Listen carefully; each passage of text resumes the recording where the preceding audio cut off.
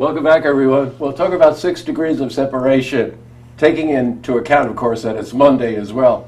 But I was late for my interview this morning because I was at my vascular doctor, and they're doing all kinds of tests because I've had some issues in the past, and they're making certain that they don't happen in the future. Well, lo and behold, my interview this morning is with the American Heart Association, with Kathy McCarthy, and someone who has experience somewhat similar to mine, but every situation is unique for sure. Dr. Joy Lucas, so welcome. Very nice to have you here. Talking about 6 degrees of separation was really true. Here I am waiting to get down to see you, and it's pretty much the same ballpark, right? Good excuse. Yes, good excuse. Hey, let's talk a bit about your experience, okay? Well, I had spent about 5 days in a row of just not feeling right. And finally, on the 5th day of not feeling right, I decided to go to my chiropractor, who immediately said that this could be my heart and I should go to the ER right away. That ER visit turned into a 20-minute helicopter ride at 1 a.m. to Albany Med, where I had emergency, life-saving cardiovascular surgery to remove my entire aorta from my chest and my aortic valve. So I'm here today after all of that, feeling fine and fabulous and doing everything that I was doing before. But I'm a very, very lucky woman and a walking miracle. Oh my God, it certainly sounds that way.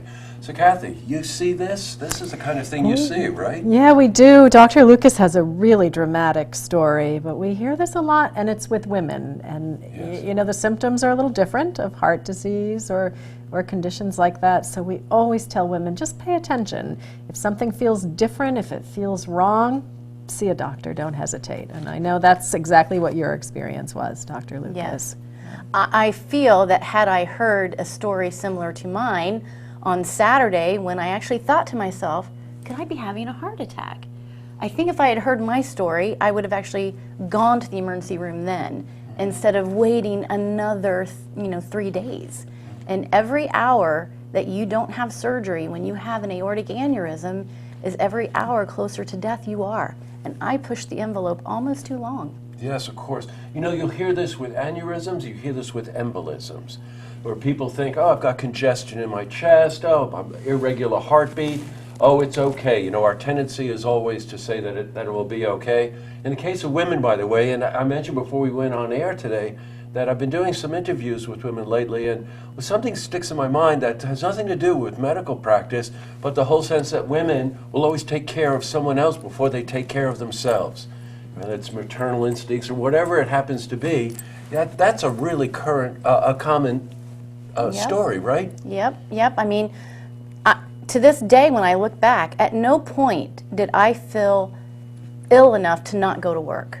I worked right up to the very last minute before I went to the ER. And at no point was it bad enough to make me think, hey, I shouldn't be here. I should be in the emergency room. But that almost killed me. That line of thinking almost killed me.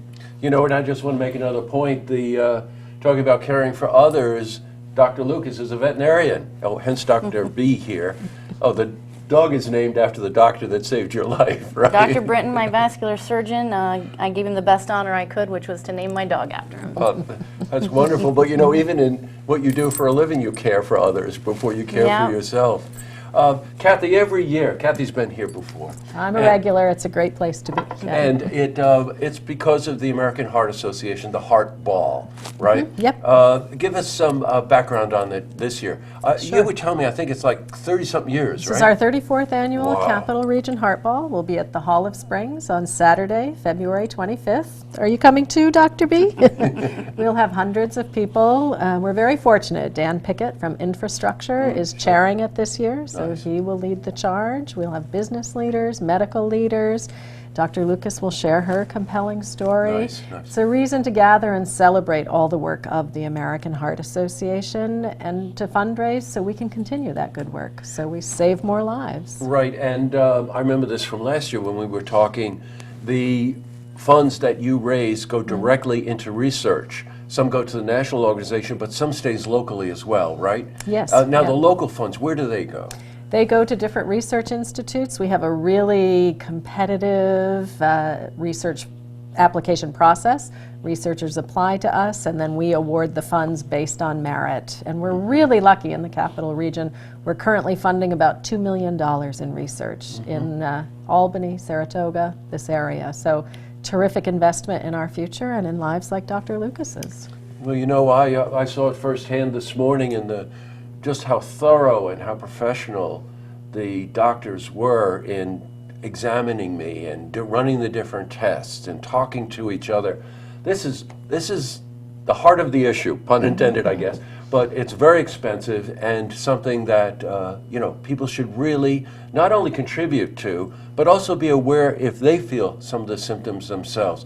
Well, the annual Heart Ball, which is at the Hall of Springs, right? Yes, it is, right here in Yeah, Saratoga. Hall of Springs, right here in Saratoga, is on the 25th of February. It's a Saturday, and it's a gala affair. It's a black tie affair, is, right? I yeah, remember. yeah. And, you know, so a lot of people, hundreds of people come, and the money goes directly in. And you're talking about raising millions of dollars, right? By the end of this year, the Heart Association will raise about $1 million in the Capital Region. Yep. Got it. Now, Yep. Joy, you'll be there. And I think it's important that everybody know, not only the people that are at the event, but all of our viewers know, you know, what do you talk about when you go to an event like this? Well, I think the big take-home message of what happened to me is, to every woman, know your cardiovascular status. Don't wait until you feel something to get checked. Be proactive. Right. If I knew then what I know now, when I turned 40, I would have gone and gotten myself evaluated, and I still would have needed surgery, but it wouldn't have been so dramatic. Yes, right. So know your stats, know where you stand, so that you can make the best choices for you. Gotcha. Well, in the case of Joy here, it was a very, very serious situation. She had open heart surgery, and what do they call it, the Zipper Club? I am a very, very lucky member of the Zipper Club. Yeah. I love it. Boy, that's, if ever there was bragging rights, that's bragging rights, I'll tell you. Yep, I wear my scar with pride. Yes, I bet you do. Well, Joy, it's a real pleasure to meet you, and Thank you. congratulations to you. And Kathy, always great to see you. You're Thank always you very welcome much. to Thank come in you. and talk about this. It's the Heart Ball. It's one of the big events in the winter here in Saratoga. It's at the Hall of Springs. Black tie. Please, if any organization deserves our help, it's the Heart Association. So thank you so much for coming in. Thank you. Great to see you. Thank you. To see this interview again, you can head to our website, looktvonline.com.